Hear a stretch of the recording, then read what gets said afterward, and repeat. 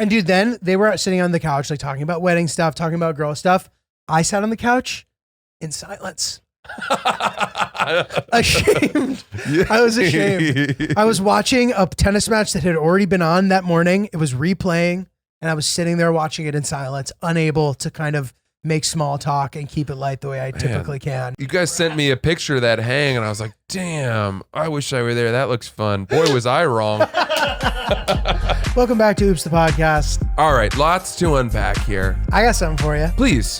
Julio, I don't know where you came up with that idea. Dude, this guy was a huge turkey. What is this, Japan? Which is one of the reasons why I hadn't told you about it. No, and I also just assumed you were saving it for the pod if you were going to tell me. Yeah. Which, of course, you were. Oh, yeah.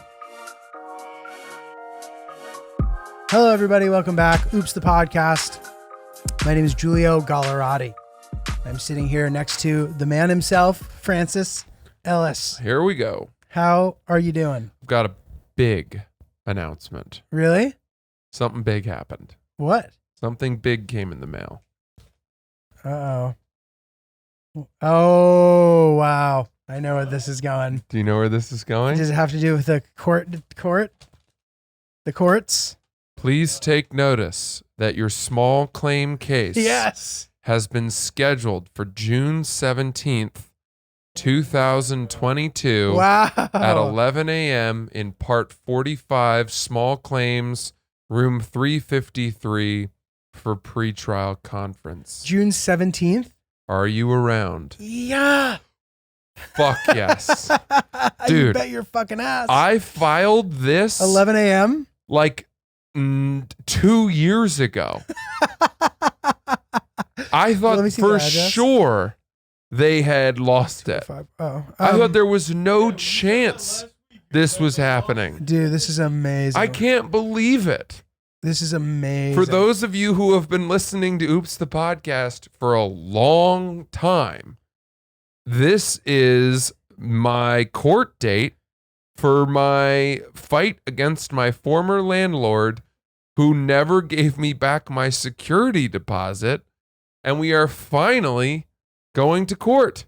This is amazing. I am so excited. So, okay, so... I'm so excited and so confident, in fact, that I might consider that we go shopping for the suit that I should wear, which we will pay for with our expected winnings. Can I come? Of course you're coming. No, I want to come to the fitting for the suit as well. I don't know if I should actually do that. I still think there's a chance that I don't win. You're going to fucking win, dude. I better win. Dude, I cannot wait. This is so old. This happened so long ago that I have to now refamiliarize myself with what happened. Yeah. Because I was thinking about it. I was like, I don't even remember. That's how they get you. I'm going to have to like go back and print out all the email exchanges, all the pictures, all the proof, all the stuff, and try to remember it so that I can present it to the judge in as concise and well said a manner as possible. Yeah, I mean, dude, listen, there's a lot on the line here. Even though this is sort of like a sunk cost in your brain, just think about this, like how hard this can contribute to your honeymoon, dude. Dude, the amount of money is very serious. Yeah. And that's why I'm glad I've hung on all this time.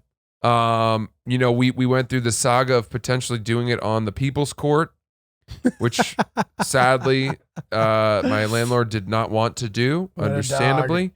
I was excited as hell to do it that way, but now we're going to get a chance to do it this way, the old fashioned way, small claims court. I don't know if it's open for people, but, I suspect it is. I don't know. Either way, you should come. I'm coming. I just put it in my calendar. Definitely come. I'll be there. And then we're gonna do it. Yeah. Big. Incredible. Wow, dude. Incredible. I cannot wait. I can't wait to hear a ruling in favor of Francis Ellis in the entire amount, and then the gavel. Is that what it's called? Yeah. I think if we win, we go to a nightclub. Okay. And just ball out the fuck out. Yeah. All right, or we get tickets to the NBA Finals. I mean, that would be sick too. For all the boys. The whole Team Oops podcast goes to the NBA Finals. Now, the problem is, I think game Yeah. I think Game 6 is the day before the hearing. I think Game 6 is the day before the hearing. So again, the question remains: how confident are we? How confident are we? Could I get a lawyer to represent me for fun, and for like maybe free exposure to their law firm, who could basically tell me on a level of certainty how likely we are to win this case? Yeah, I thought you've already done that. Well, I have done. I had spoken to a lawyer, but that was, again, so long ago that I don't even remember who it was. Yeah. But if we could get a lawyer to be like, yeah, you're 99.9% going to win this case. We buy our NBA Finals tickets. We collect our check from a small claims court. We ball out at the Celtics game 6. Hopefully they win the title that night and just be the sickest thing ever.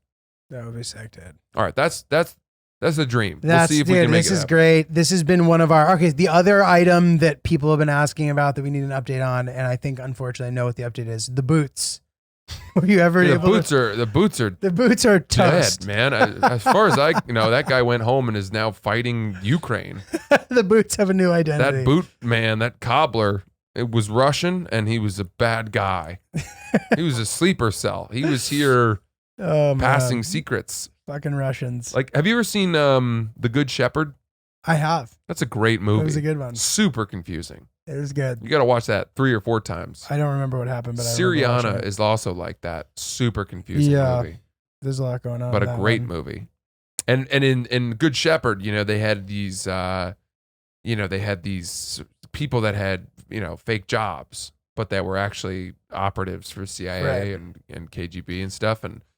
But they'd always go meet them at like bookstores. Yeah. And they'd be the bookkeeper, but really they were passing secrets or whatever. This is the problem with spies, is that like they're so good at it that like people won't believe you that you're not one, just in case someday somebody thinks you're a spy. This guy that I know, he was in Libya having a good time, and apparently he like went down south, which is sort of like ungoverned or something, flew back to Tripoli where the police stopped him, and he ended up getting detained for like a month and a half. You mentioned that.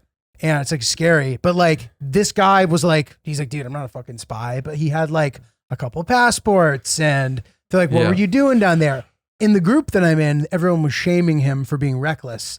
But he said to me that he in fact was not being reckless, and that it's just a thing that could happen. You got to be careful. And I'm like, damn, dude, that's like pretty fucked up. But to your point, you just never know when somebody's a spy. You know what I mean? Right. Anybody could be a spy. Do you think you know any spies? I don't know. Probably not. You think you know spies? I do. I think I know somebody who's in intelligence. Yeah. Because. But is that a spy, or is that just somebody who's in intelligence? Let's put it this way. Because agreed, I think I maybe know a couple people like that. I know somebody. I know at least one person who was at Harvard who studied Arabic. I don't want to draw too many lines to him. I don't think I am at all. But like that doesn't. He studied Arabic, and then he moved to Washington D.C. after school, and then I asked him what he does, and he says, I work in Washington D.C. And I say, what do you do? And he goes, I work for, I'm not, I said, I don't know. It eventually came out, he was like, I can't really tell you. And I was like, do you work for the CIA? And he goes, no, I don't work for the CIA. And he goes, I go, well, why can't you tell me? And he goes, well, if I told you, it would make it harder for me to rise at my job. Okay. Fair. Yeah. Which some sort of is intelligent. I mean, it's NSA or it's CIA or it's something like that. Mm-hmm. You know what I mean? It's just one of those things where I think the more people that know, the less there is available for them to do in their work. Right. Do you know what I mean? Yes. Which is really cool. That is pretty cool. I think that's really cool. So yeah, I'm planning another sort of like trip. Yeah. It's not going to be anything too intense, but something quick. It's just like a quick one, and try to keep the momentum rolling from the Iraq video that's actually doing quite well for all intents and purposes, and given sort of like the platform it's on. It's sort of like done. It's performing well. Hell yeah. Which is nice. So anyway, I'm going to Central America and told my parents, obviously, like, and they were just like super resistant as always. And I'm like, guys, last time we went through this, like I lied to you and you told me that in the future it's okay to tell you. You'd actually prefer to know than for me to lie. And now I've told you, dude, my dad called me a pig-headed fuck yesterday. Oh, wow. He was like 40% kidding, but like, because he was getting frustrated at me. He was sending me like State Department advisory things. And I'm can like, can you tell us where you're going? Yeah, I'm going to Nicaragua and El Salvador is my plan. Are those bad? Like no, but not like, I don't know. You know what I mean? They're not like, it's not Costa Rica. There was 3 likes until the no, which means it's bad. It's not, but dude, it depends. I don't want to just say it's all, you know, there's like political turmoil in Nicaragua, to some degree. And, you know, I know that El Salvador's famous for having gangs and stuff. So, you know, there's risks, but I'm not super concerned about it. What? The stigma is certainly not the same as going to an Iraq. And there's tons of expats who live in these places, especially Nicaragua, big surfing scene. What is the threat? I think, is it being pickpocketed? Yeah, is it being mugged? Is it being kidnapped? I think that in places like that, typically the big threat is getting mugged. Yeah. And that's like a realistic risk you take. And it's the most likely thing. It's the most likely worst thing that could happen to you. So then it brings us back to an old question we had, which is if you suspect that you might be putting yourself in a position to be mugged, do you want your valuables on you so that you have something to give? It's an interesting discussion. And you therefore placate them. The burner wallet, not a terrible move. Have burner wallet, little cash. $20, couple expired credit cards. It's not the worst thing in the world. You know, I don't hate that idea, especially if you're in if you're in a city and you're planning to walk around. Not crazy to get mugged in South and Central America. What happens if they ask you to go to an ATM with them and take money out to give them? I'm now worried. I'm worried about you. Dude, I mean, don't worry. Like, it's fine. I'm going to be fine. But the thing is that you don't have control over it. Mugging is so... I know. It's anarchy. I know that. So, you know, I don't think that this is going to be a me walking around the city kind of trip. You know? I've done that before in other places. And I don't expect that this is going to be that. You going to get a driver? So I'm putting it all together. There's a guy who I think actually I met through Oops. He like hit me up. And we have some people in common. So I think he's going to kind of like show us around. He lives down there. And then we're going to have a guide, I think, in part of the other part of the trip. I don't intend to do any of it solo dolo. And I think I probably could. So anyway, got into that whole discussion. That was not fun, but it's like, guys, mom and dad, like you need to just chill. When are you going? The end of June. Wow, dude. Yeah. Wow. All right. So hold on a second. In the past year, you've gone to Iraq. You're going to El Salvador and Nicaragua. And you've also been to, where else have you gone this year? Last year I went to Iraq. Oh yeah. Okay. So, but if you want to include last year in this, I mean, I've been to Ecuador, Panama, Greece, Spain, Iraq, the Bahamas. And this year, I'm fucking mental. This year I'm going to Hungary, which I'm going next week for this wedding. Yeah. Then I'm going to Portugal, Monaco, Italy, Nicaragua, El Salvador. And that's at the moment. But that's a lot. Holy smokes. Yeah. But I'm psyched, dude. It's great. I love it. Wow. Yeah. That's a lot of time in the air. Yeah, and dude, the shitty thing about the Hungary flight is there's no directs. You gotta connect. Where are you connecting? I don't even remember. I think Geneva. But I don't even care, dude. I don't mind. I know that it's not ideal all the time, especially if you have weird flight times, but whatever. I'll bang out that hard nap when I arrive. Do you sleep on the plane? Not really. I do the like, I've convinced myself that trying to sleep is like 20% as good as actually sleeping. I sort of stand by that.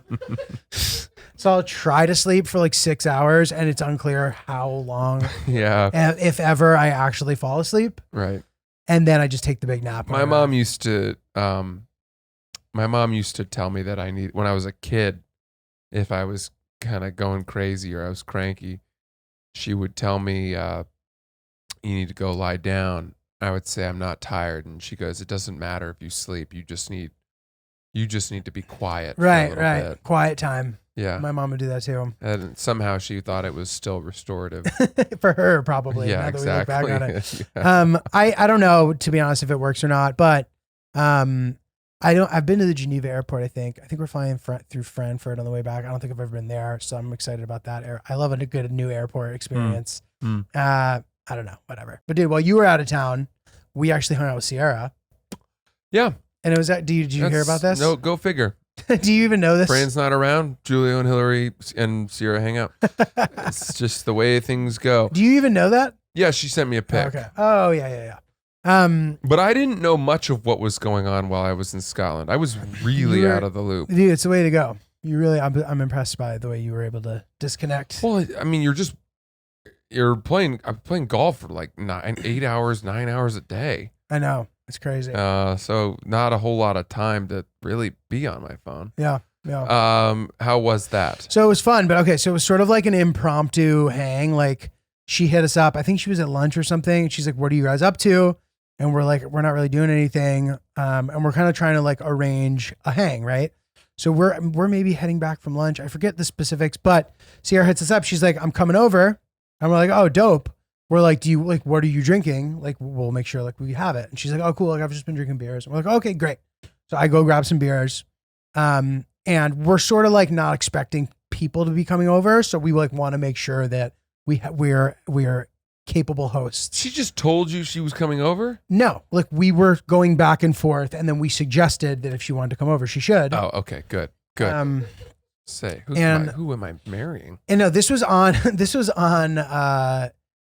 Sunday. So it's funny, dude. Like Sunday of Memorial Day weekend. Yes. So you guys had Monday off from work. I try really hard to snap myself into like, okay, it's Memorial Day weekend. Therefore, I'm going to treat Monday like a Sunday. But it's really fucking hard for me. I'm with you, man. And I get the jitters the whole day Monday when I'm pretending it's Sunday. These long weekends don't have any meaning to us. Tuesday's my biggest day of the week. Wait, in terms of partying? No, from a self-motivation focused, doing shit I don't feel like doing, stuff that I could easily not do but should do, that's my day. Monday Tuesday. is always my day. Monday is me attempting to be ready for Tuesday. Monday, I kind of slog through it and I get there 50% of the way, but I'm like, it's okay. Like yoga, sort of like yoga mentality, showing up is half the battle. Mm-hmm. Your practice might not be as quote good as it normally is, but it's okay because all that matters is that you're sitting there and you're trying. Okay. That's what Monday is for me. Tuesday's my big boy day. We crush. The big boy sits down, he cracks his fingers, and he lets her rip. So taking that away from me it can be hard, but it's fun. I like being part of society. I like that Hill Dog's schedule sets the precedent. I like that. Yeah. I like it. Yeah. So I let it happen, but this whole let's get fucked up on Sunday thing really throws me. Throws me for one, dude. Yeah. You know, so Hill Dog and Sierra are sitting there letting her rip, and I'm kind of like trying to resist, but immediately joining in. Yeah, of course. Yeah. So what were you drinking? So I wasn't planning to drink anything. Sierra comes over and she's like, should I grab anything? And we're like, oh, like we realize we don't really have anything to mix with in case we decided we wanted to have cocktails, even though Sierra said she wanted beer. So we're like, okay, cool. Like maybe if you want to grab some like seltzers or whatever, stuff like, she's like, okay, great. Like, so she grabbed a couple and then we're like, so what do you want to drink? She's like, oh, I could do like tequila. And we're like, okay, cool. Yeah, let's do it. Like, all good. Should be fine, right? Yeah. So I look in the freezer and like there's barely enough ice. Oh, that's everybody. the most important ingredient. Most important ingredient. Like, fuck. Then you looked in the trash and you were like, oh, good. We've got some used lime shards.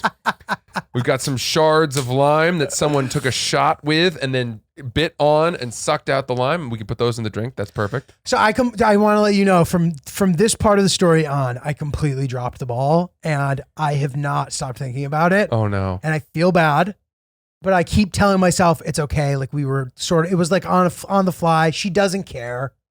Yeah. She doesn't care. No, doesn't care. You know what I mean? And I was also thinking like, who's the better of the two for this to happen to? Francis or Sierra? And I was like, Sierra for sure, dude. Okay. I'll be the judge of this. I want to hear what I was like, this is. Francis will hold it against me more. I don't hold anything against I know you you don't, but I'm saying if one were to hold against, I feel like you would remember that, and Sierra would problem solve in the moment, but not think about it afterward. That was what I said to make myself feel better. Okay, fair enough. So there was 2 ice cubes left in sort of like the deep ice cube tray that you pour for like a whiskey, like on a mold of ice. Yes, yeah, like a big one of the big squares. So in a way, I'm like, okay, cool. Yeah. So I take the 2 remaining big pieces and I put one in her glass. I put one in mine. I begin to sort of assemble the cocktails. And I'm even mix them a little bit. I'm like trying to do a good job. And she kind of looks and she's like, oh, so she actually just goes back in the freezer to get more ice, which my heart just starts fucking ripping through my chest. Dude. I'm like, fuck. So there's like barely like a little bit of a like ice left over for some in one of the big ones. And she cracks it out. And I'm like, I'm sorry. Like we fucked up on the ice thing. I fucked up. She's like, no, it's fine. I just like a lot of ice. I'm like, okay. I'm like, fuck. And then there was like a lemon on the counter that I thought she brought. I didn't realize we had the lemon. I thought she brought the lemon. What did she sounds like a Viking.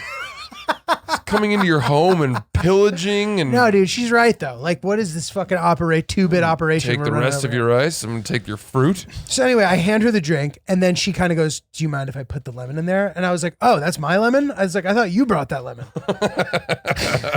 And she goes, "No, it's fine." So she unwraps the lemon and she starts squeezing it, and then I go, "Is that?" I look at Hillary. I'm like, "Is that lemon old?" She hears me say that. She goes, "No, it's fine."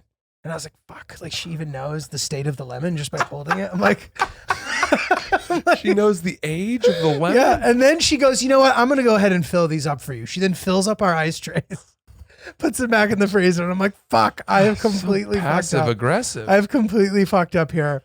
And I'm like, all right, hopefully Sierra will not hold this against us. No. It was fine. We hung out. That's so not what it's not bad at all. It's not what I thought it would be. And dude, then they were sitting on the couch, like talking about wedding stuff, talking about girl stuff. I sat on the couch in silence. Ashamed. I was ashamed. I was watching a tennis match that had already been on that morning. It was replaying, and I was sitting there watching it in silence, unable to kind of make small talk and keep it light the way I typically can. You guys sent me a picture of that hang, and I was like, damn, I wish I were there. That looks fun. Boy, was I wrong. No, dude, it was fun. I just felt like such a fucking loser not being able to like make a drink properly for a girl, dude. No, please. I excel in other places, and I will continue to become better at that. You're a good drink maker. You're selling yourself short. You know, there's nothing to be done I will tell you, if someone's coming over and they say, what can I bring? Telling someone to bring ice is a very easy and nice thing to be asked to bring. Totally. First of all, cheap as hell. Cheap as hell. Yeah. They bring one big bag or they'll bring 2. If you don't use it all and you have to throw it away, you don't feel bad. Yeah. You just dump it in your sink and you're good. And if you can save it, you've got extra, and having extra of those big bags of ice in the freezer is a really nice thing to have. It's nice just in case. Backup ice. So if that goes for anyone out there, if you're going to a party, I will tell you that bringing ice as opposed to like another 6-pack of Bud Light or Corona is a much better received gift. Ice is so valuable. Okay. So that's not so bad. But it was fun. Like, dude, but this is the thing too. Like, I'm happy that we are on a level where, you know, she doesn't have to feel weird trying to find more shit. Like she has full agency to poke around anywhere in the apartment if she wants. Nice of her to refill the ice for us. I don't feel like there was a level of comfort there that trumps all the things that I'm being neurotic and scared about. Yeah. And I'm sure there's no issue, but I just felt ashamed. I know that feeling. I know that feeling. I felt like I am living the life of a child while she's living the life of an adult. Oh gosh. Oh gosh.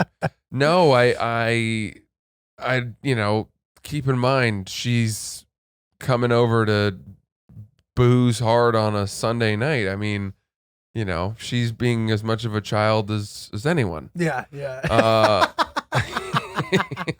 No, dude, but it's fun. Like it was fun. And then we it was a fun, like checking in with each other thing. Like after we went to a birthday dinner, for one of Hill's friends and my friend as well. Like that was that night? That night. And we were like trying to link back up with Sierra after, like we kind of didn't end up being able to. And then the next day, Sierra invited us to come play tennis. We were both like too hungover to do anything, but it was like fun. It was like fun that we were sort of like coordinating and trying to make shit happen. And like, it's a nice thing when you like can do that with people. She is the sort of her willingness and threshold for social activity knows no bounds. Yeah. She has a lot of energy. She dude. just comes alive around people and loves being with friends. She's a good time. And people like having her around. And I think it's a good thing because I am not really like that. I think, she's a very good ambassador for us. I've said this before, but even when she goes to our friends' places when I'm not there, I think it leaves this good. She's a very good representative for our brand. She's a good ambassador for sure. Yeah. Because I'm so happy to not ever see anyone or talk to anyone or do anything. Really, I love that. And she's not like that, and so she can get her social fill when I'm away. I mean, dude, no joke. I was away for 4 or 5 days, and it was as if she was like, "Oh, I have to take advantage of this. Yeah, right. I have to get out there and make my rounds and get my fix Before of he comes friendship before he returns and puts my collar back on and chains me to the wall to watch full seasons of TV and eat dinner together and then go to bed at 9:30. Dude, I don't know. Funny. Yeah.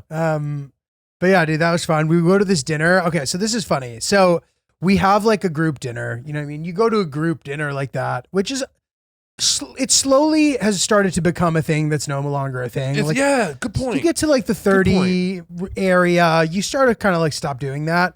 It's still a fun activity. This group of friends is a little younger.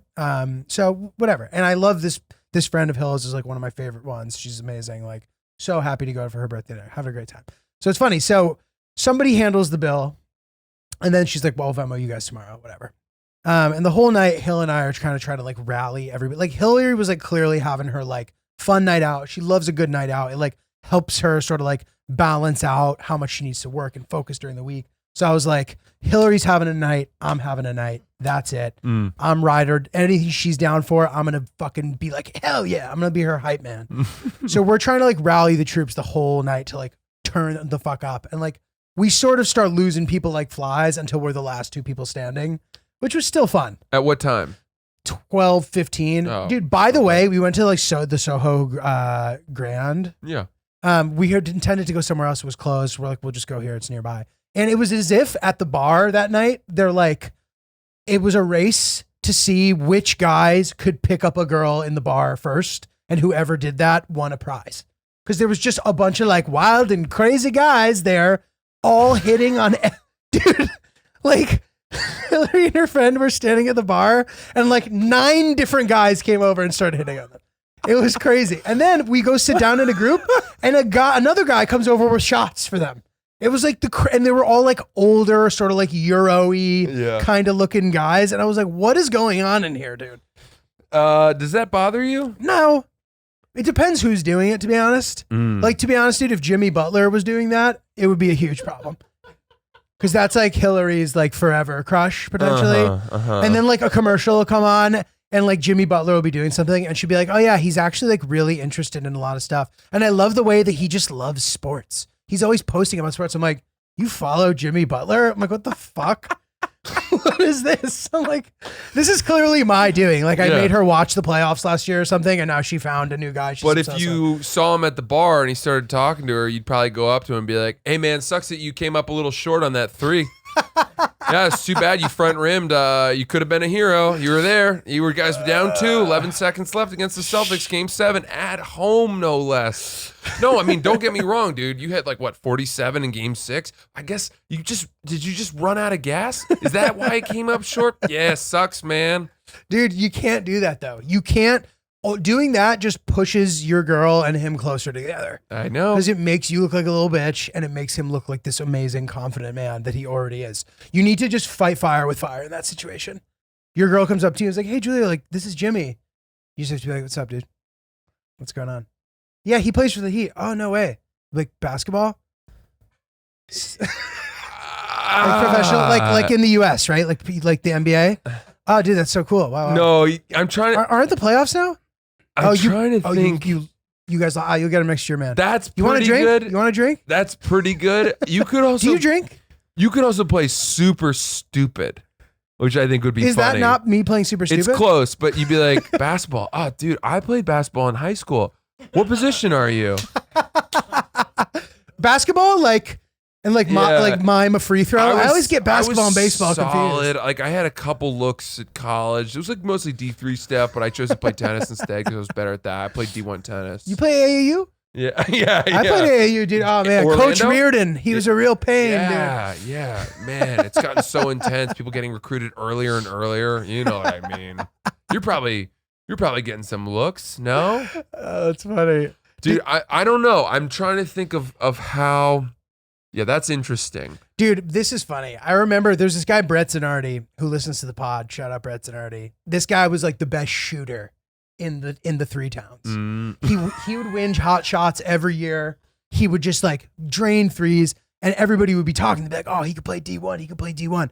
And my dad, I don't know, my dad's not typically cynical like this. And he wasn't speaking specifically about Zanardi. He just was just talking about our area basketball. He'd be like, yeah. He'd be like, "Try making that 3 with a fucking guy who's 6'10" who can run twice as fast as you with his hand in your face." Yeah. I'm like, "All right, Dad, chill, dude." Yeah. That is clearly accurate. Yeah. You know what I mean? Yes. Yes. The small town basketball hero doesn't always have Dude, the legs. space that NBA players have to shoot and make 3-pointers It's crazy. is 0.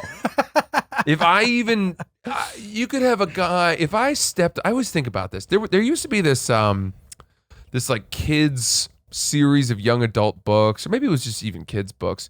I think it was called The Jersey.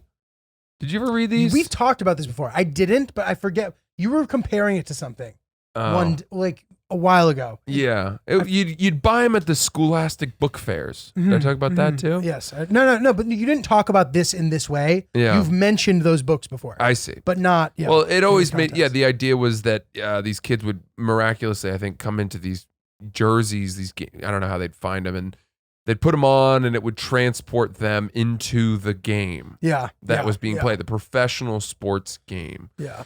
And I always thought, okay, if somehow miraculously I was at an NBA game and the team had, all the subs got injured, and they were like, "Does anybody here know how to play?"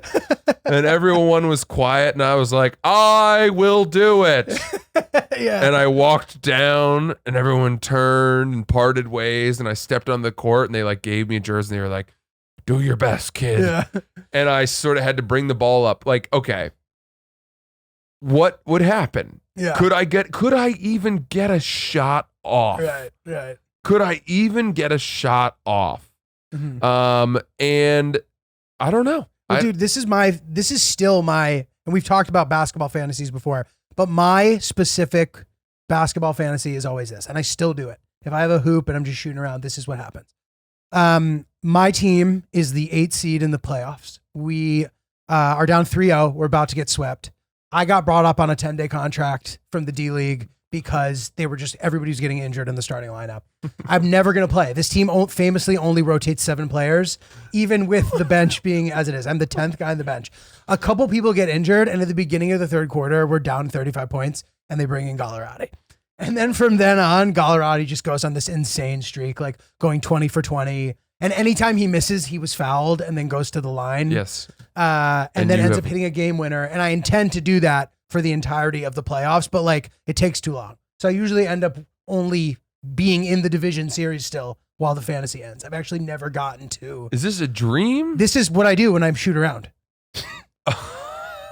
And I can only, and typically I can only play against the team I've most recently watched because that's the only team that I know like they're starting five. Yeah. Like every other team, you know what I mean? So it'll be like we're playing the Warriors or like someone with like a really obvious starting five.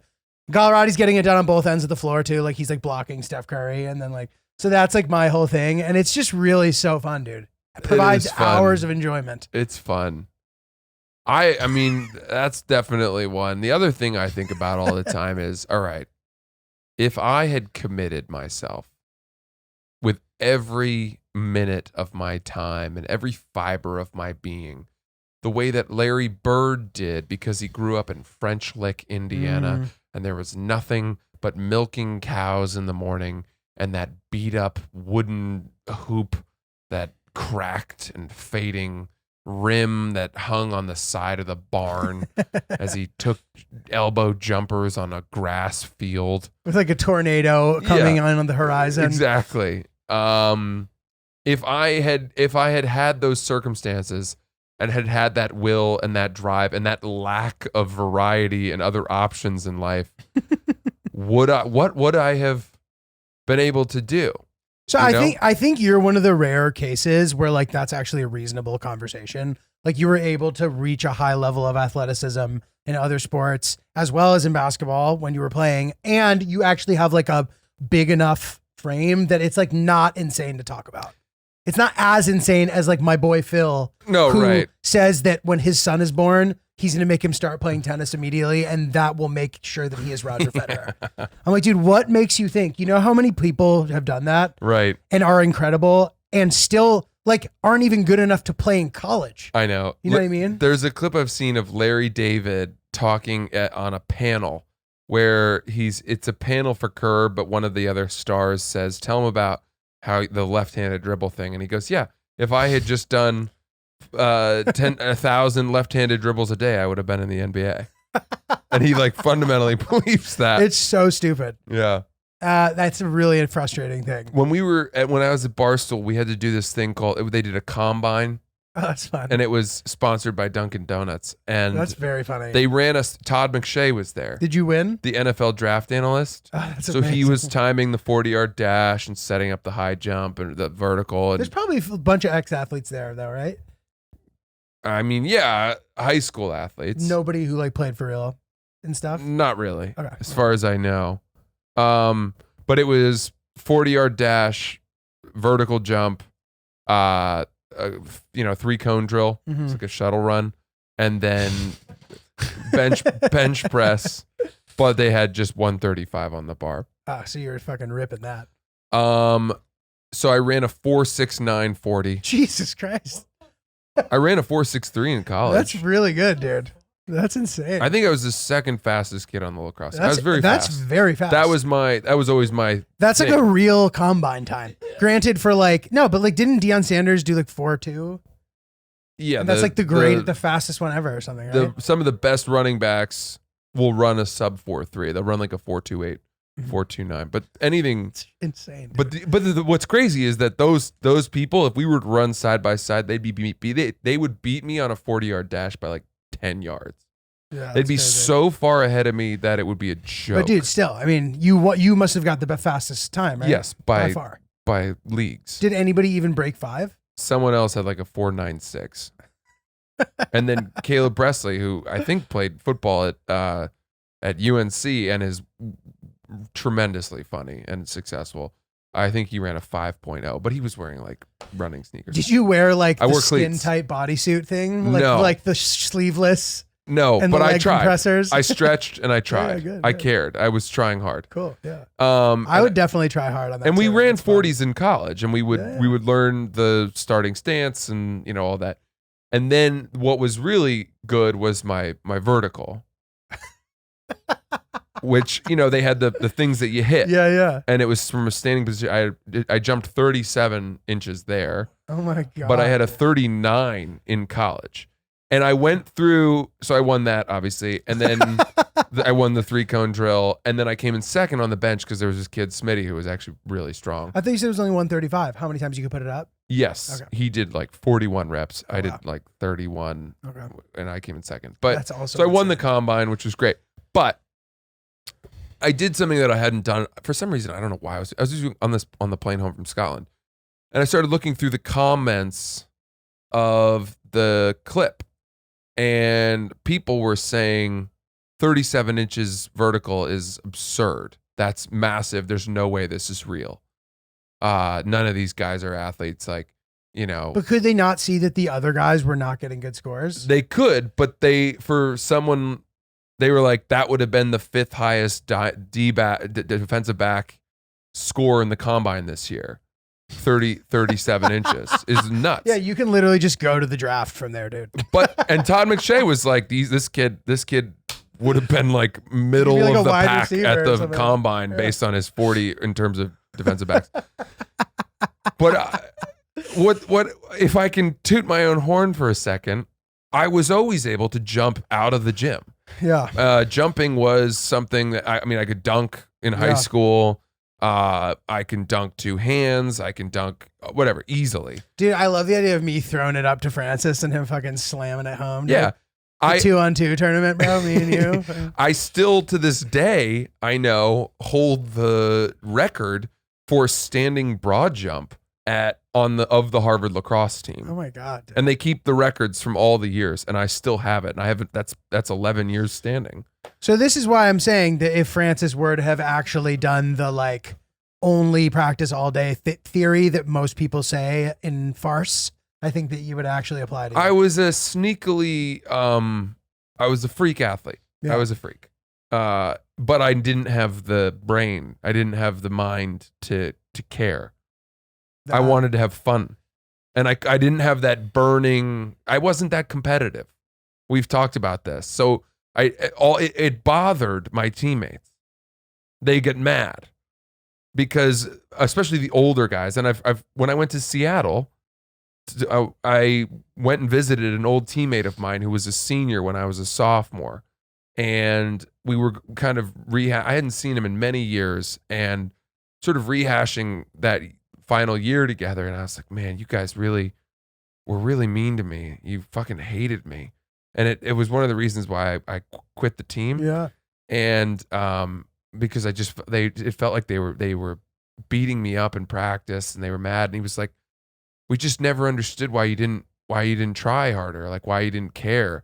And it was our last year to be good, and we knew what you were capable of. And every single one of us had said, if we had your you could have been so what good. A Dawson's Creek moment this is, dude. Yeah. Like season 7, like James Vanderbeek. But to hear it gave me closure. Yeah. Because it made me realize it's not that they hated me, is that they wanted more from me, and they couldn't understand. I was like, well, dude, I was just a comedian in an athlete's body, like you can be both.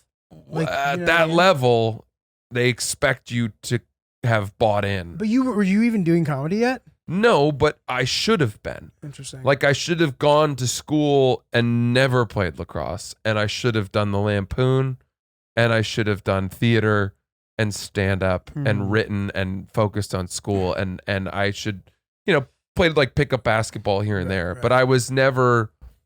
As you know, it's impossible to like. But dude, I didn't need to be playing sports at that level. It wasn't like I was always. I liked playing sports for fun, and I liked the thrill certainly of scoring goals, baskets, and all that. But just because you're able to do something doesn't mean that's what you're supposed to be doing. Right. It's like the Harry Potter thing. That didn't make sense to a lot of people. Anyway, that's me sucking my own dick for a while there, so I apologize. But dude, yeah, like you've been playing ping pong with Brian again. I've been getting smoked. Why do you keep playing with him? Because it's fun. It's like good exercise. You know what I mean? And it's like it's not Like my fucking hip has been bothered. Like I just feel like a fucking old man, dude. Like, they say, I don't know if I've said this on the pod, but like the only difference to me, I was like, I wonder what like being in the 35 to 44 demographic is going to mean. And all it's meant for me is that I get injured from doing nothing. Like I've said this, I just wake up injured. So like I just have this soreness and like my glute and my hamstring and my hip for no reason. You're not stretching enough. That may be true. I've committed to stretching. I'm finally doing my New Year's resolution of 2 years in a row.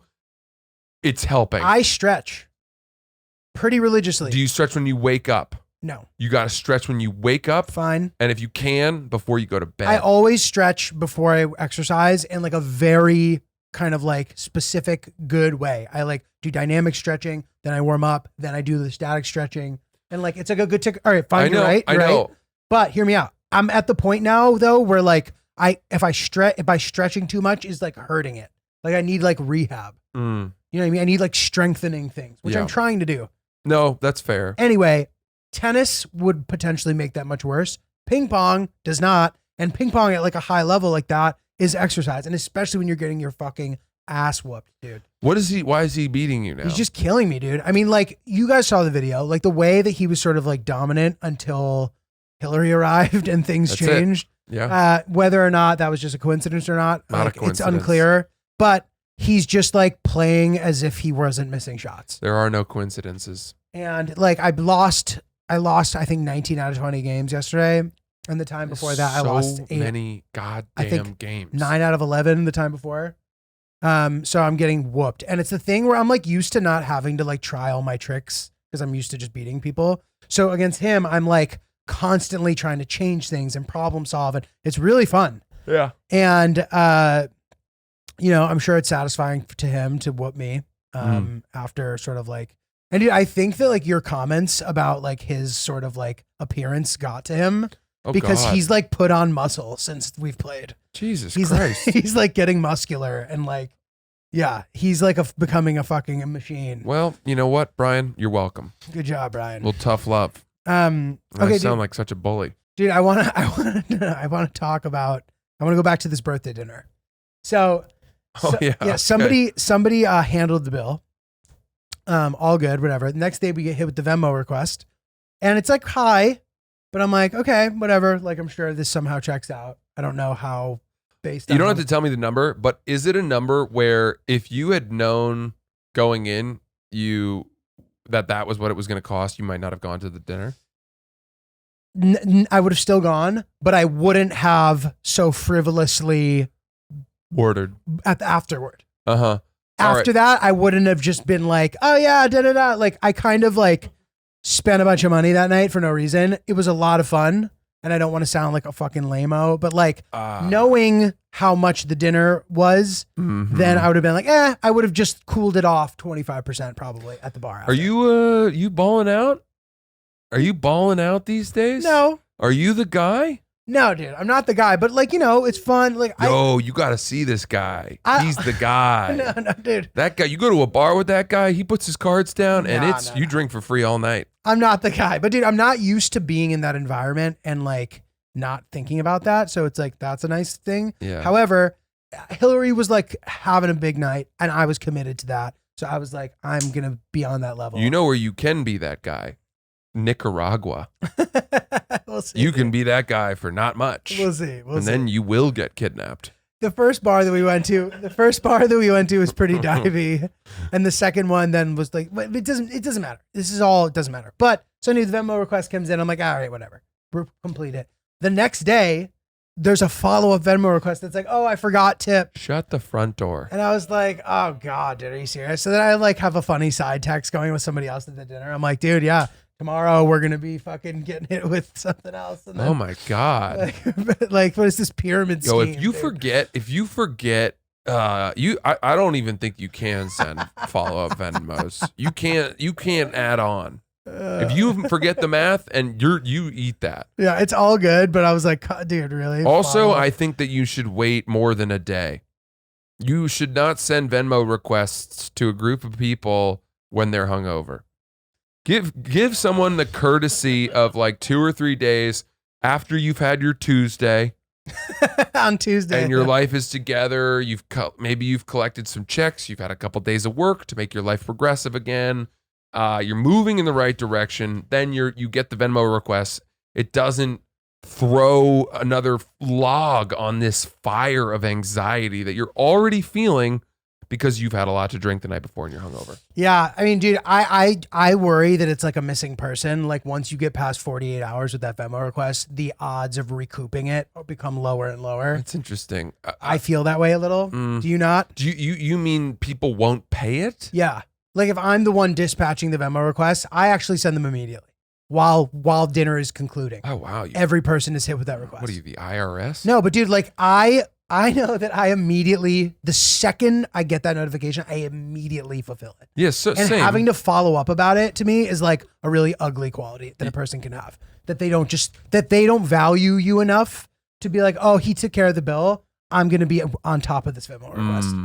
It bothers me a lot when people do that. Well, this wasn't what that situation was at all, but you made a point at the start of this, which is that big group dinners are sort of falling out of fashion as you get older. And I agree. I think it's a nice thing. I think couples dinners are really fun. Just 2 couples. I agree. Or maybe 6 at the most. 6 couples or 6 people? 6 people. Yeah. 6 couples, 12 people. What are you doing? I mean, are there even restaurants that can accommodate that many? Yeah, dude. That's where you're getting the automatic, 20% gratuity, and then they say like, "Would you like to tip more?" And it's like, more. You want to squeeze me? And then most importantly, the food just never is right. Well, they're gonna share everything. Yeah, it's hard to get the fuck. How are you sharing burrata? Yeah, dude. It's a ball. It's a melting ball of creamy crap. That's the most overrated dish, in my opinion. Super overrated. Super overrated. Can you fuck with burrata, agree. Chris? I don't like Chris, it, dude. You'll grow out of it. You'll come to your senses. Burrata's overrated. I like, on a mozzarella, I like a nice peel. And the dampness is fine. I like a nice density and texture. And I want to peel it the way that I'd peel a fucking orange.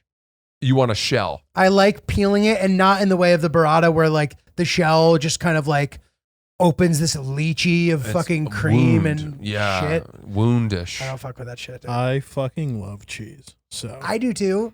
Yeah. I don't like burrata, but whatever. I can't even have it in my apartment because whenever I buy it, I just eat it all at once. So I don't like cheese. I just don't eat it. I don't like cheese that much. I like burrata every once in a while, but I don't like cheese. I really have no taste for it. Dude, mozzarella, like, I mean, I've told this on the pod. Like, my mom would buy these little mozzarella things and I would eat the whole tin. And I'd hear like an hour later, who ate all the bocconcini? Yeah. My parents would do the same thing and they'd be like, do you have any idea they'd tell us how expensive it was? Yeah. I'd eat the entire box of Fruity Pebbles if I got to buy that day and I get in trouble for that. I'm not getting another one of those for 2 months. Should have been buying Magic Spoon. I know, dude. I know. Tell me about it. So, dude, this is funny. A friend of mine has a breathalyzer in his car to make sure that he can drive, which is responsible. Also, a pretty big red flag. No, but so this guy, it's not a red flag. Maybe like meaning that he drinks too much. Dude, think of it this way. Like, have you ever been like, oh yeah, that's just my piss cup and my urine test in my car in case I've been doing drugs lately?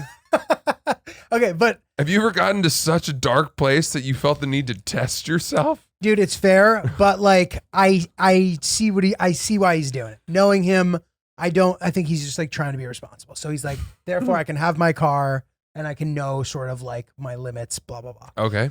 So he he sort of always says how he blows like a pretty low number a lot of the time. And we're like, okay, cool. So he was bragging about it almost. He's like, dude, like I'll have, So last night he finished that sentence. I'll have 4 drinks and blow a .06. Yes. But here's the problem, Julio. Just because he's blowing a .06 then doesn't mean that, 10, 20 minutes later, his BAC might not be higher. Sometimes it takes a while to catch up. It's not instantaneous. It's alcohol suffusing into your bloodstream. Dude, I know, but he's also not just like bombing a shot and being like, turning on the car. You know better what I mean? blow my thing quick. I have exactly 20 seconds to get my reading. Before I realized, I was way too drunk. Dude, so anyway, that I found that funny. But anyway, I was with him last night and we had some drinks and I was like, oh, I drank 4 drinks. So I was like, can I blow in the breathalyzer? And I did too. And I blew like a 0.03. And then we both started laughing because we realized that like this breathalyzer is clearly just like not working. Doesn't work at all. And he's just been driving around wasted for like 5 years, dude. Exactly. I know. I knew that was coming. Yeah, but dude, it made me think like it's funny to just have a breathalyzer even if you're not drinking because it can kind of like tell you how you should be behaving. Like if it's a time in the night where you're not sure if you should go home or not, and you pull out the breathalyzer and blow at like 0.16, you're like, I should go home, dude. I don't know what's an insane number to be blowing. Yeah. But it would be funny to be sort of like aware of that. I like the idea of a couple getting into a fight and her being like, you're wasted.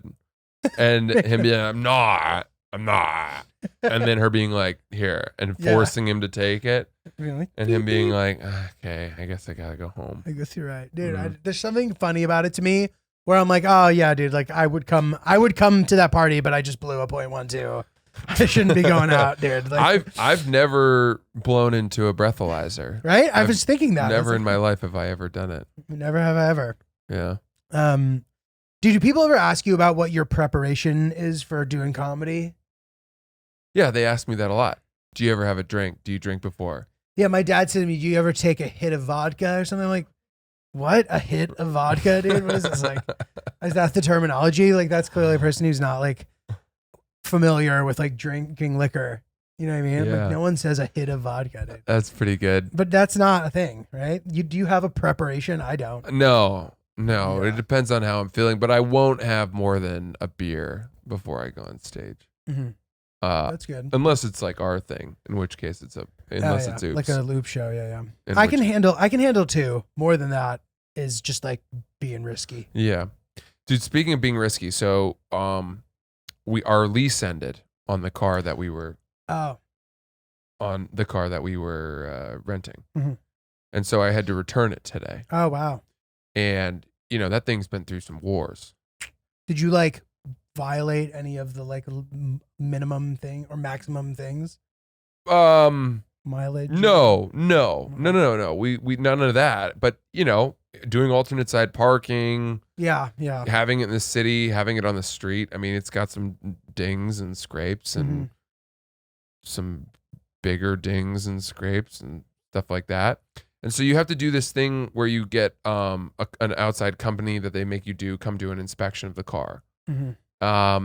And this kid came and he arrived in a sort of souped up Fast and Furious Tokyo Drift kind of Honda. And instantly I was like, I feel like I could give this kid $100 and he would just be like, car looked great. I really felt that way. But I let him in and our car's in a parking garage in our building. And I opened the parking garage door, and then he drove into the garage and parked his car. And then I knew that was the right idea because he was like, you could also just bring your car out into the street. But I knew the parking garage would be darker and that he'd have a harder time sort of seeing everything. You dog. And then he parked his car and he he goes, all right, I'll just be 10 minutes, right? In other words, hint, hint, I don't want you around while I'm doing this. Mm-hmm. So I sort of walked around the corner, but I'm still in the parking garage. There's nobody else in the parking garage. And I started kind of creeping back and I was like looking around the corner. Sneaking. I was very sneaky. And I was hiding behind a car like a spy movie.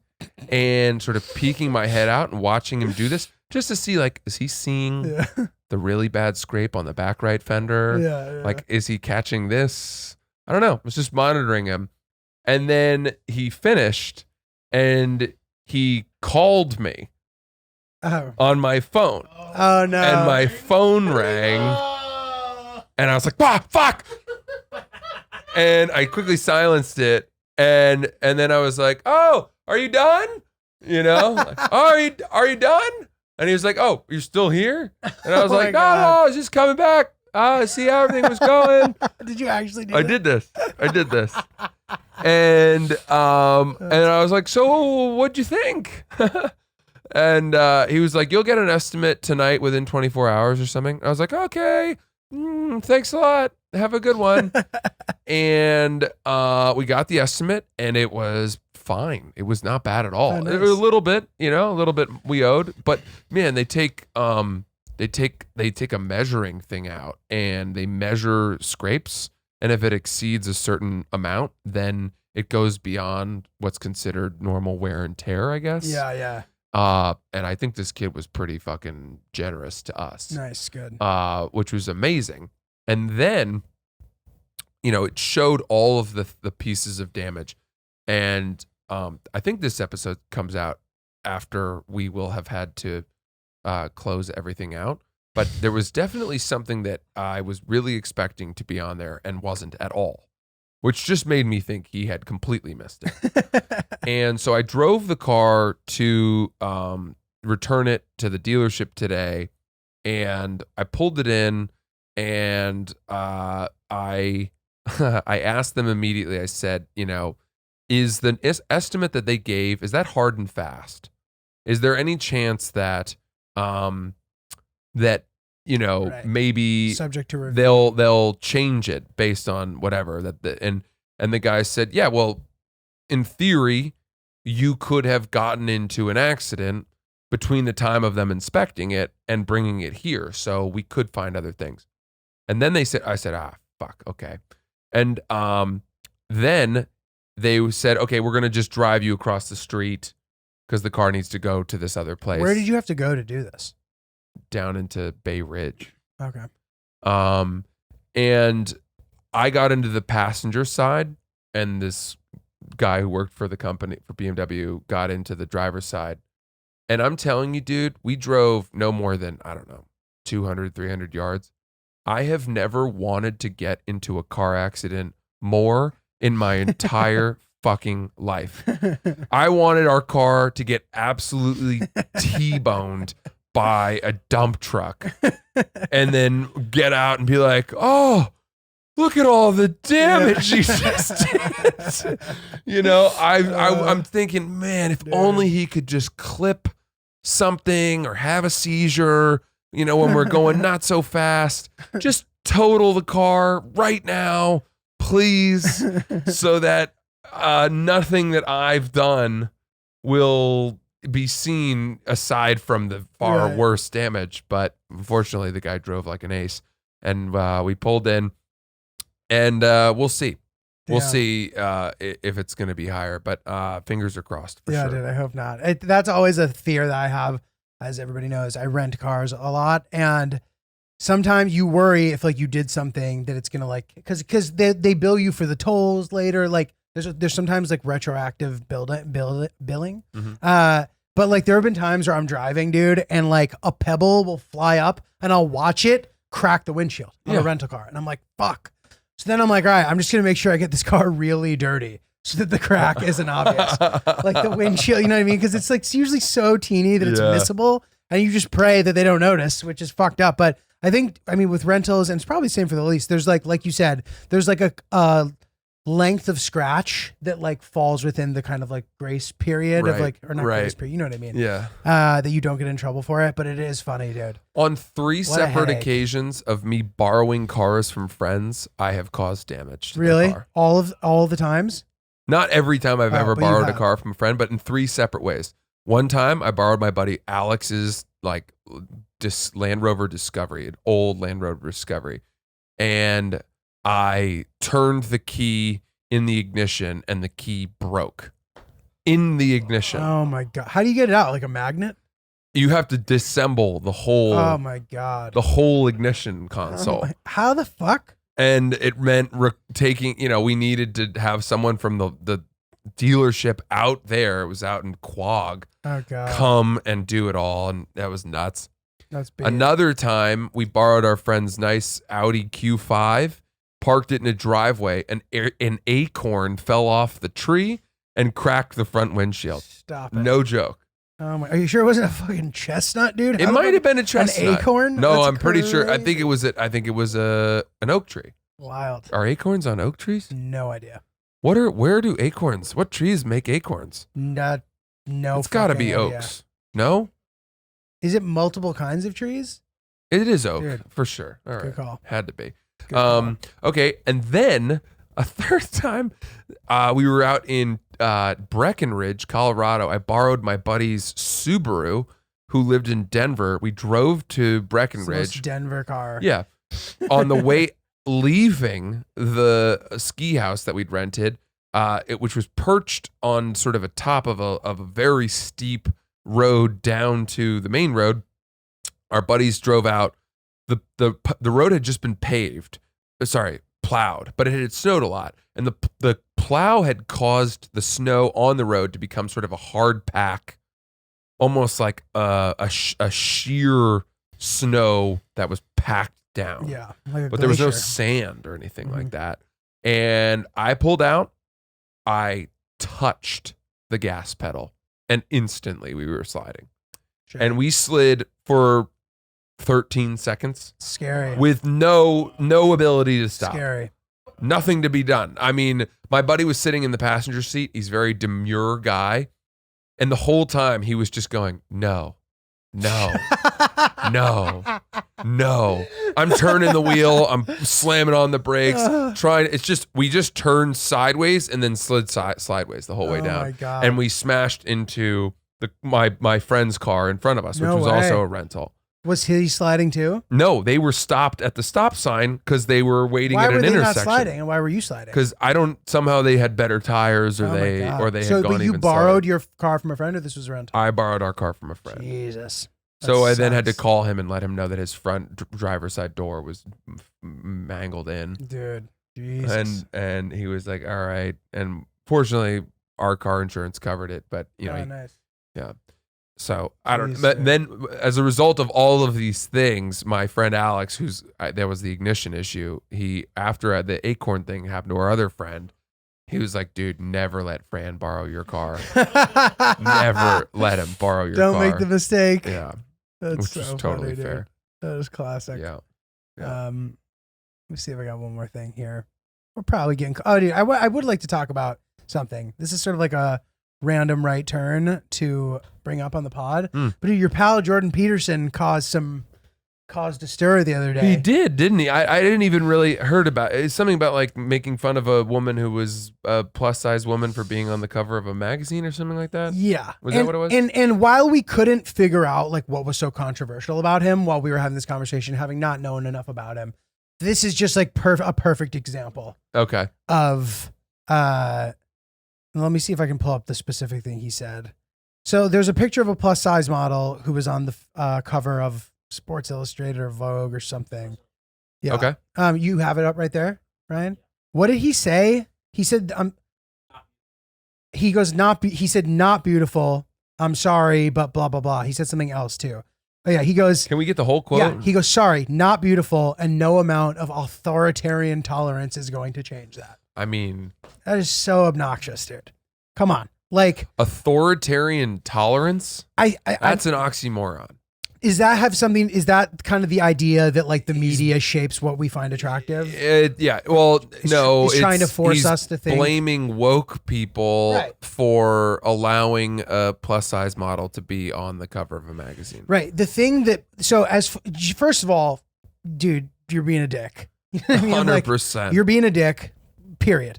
Secondly, there's plenty of people out there who are attracted to that. I get like what he's trying to say, but that's stupid because whatever we thought was beautiful before was also a product of that to begin with. Like there's different times where different body types are trendy, right?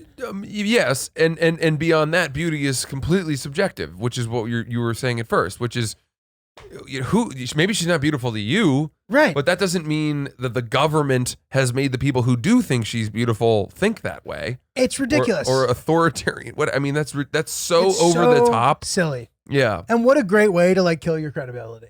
Because, if somebody who's like, this guy's this great guy, blah, blah, blah, here's why. You can't do that and then and this was a tweet. This wasn't taken out of context. Yeah. This is all that was said. And it's like, and by the way, dude, this chick's hot. Yeah. Like, I don't know. She's the cover She's of gorgeous. the model. Whatever. Didn't he then delete the tweet or delete his Twitter? He deleted Twitter. Yeah. But bro, I don't know, man. This guy getting up there, giving talks and getting emotional and running around in circles and tweeting shit like that. This guy's a bad apple, dude. I'm sorry. I think he's The tweet's still up? Oh, okay. I think he's kind of losing it a little, to be honest with you. Interesting. I think he's kind of I know he had a huge withdrawal from benzos. Oh, really? Jesus. And was kind of a little irritable. Really struggled with that. I think it was like documented, and he was open about how much he struggled with that. That sucks. And I think that it's kind of understood that he's become a little bit a little bit of a gunslinger, just off the rails, I guess. A little loosey goosey. I don't know, and I who knows if you can attribute that tweet to that, but I don't know. I think that again, I just don't get it. I don't get him. I don't get the allure. And I think that if you're coming at sort of intellectualism from a standpoint of hate or negativity anyway, like why that it shouldn't attract as much of a following as it does. Yeah. Like, what are you doing, dude? Yeah. And I get that, like, I think that part of the appeal is like giving men confidence or something. It seems like, I don't fucking know, but that is just pretty nasty. Yeah. Stupid, silly.